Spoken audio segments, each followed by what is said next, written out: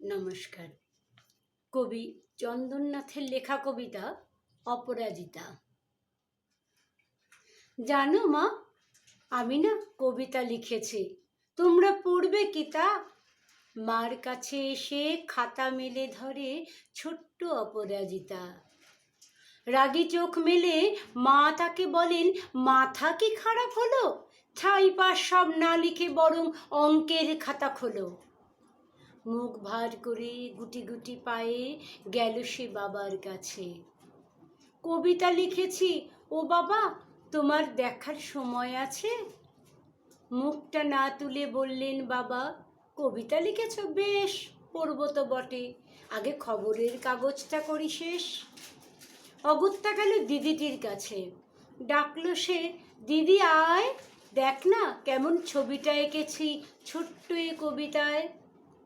দিদির দু চোখে টিভি পর্দার ঝলমলে রোশনাই, বলল, কবিতা? তুই লিখেছিস?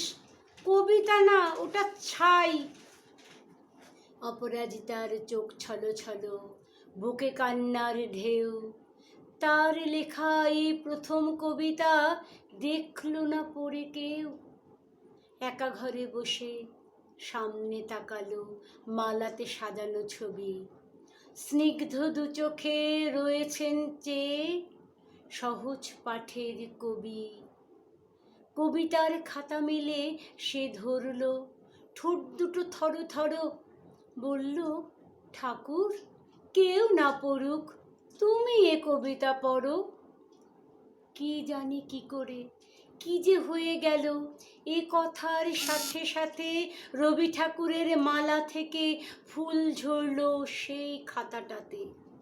মনে হলো তার সামনে দাঁড়িয়ে বুঝি রবীন্দ্রনাথ, মাথার উপর রাখলেন তার আদর মাখানো হাত।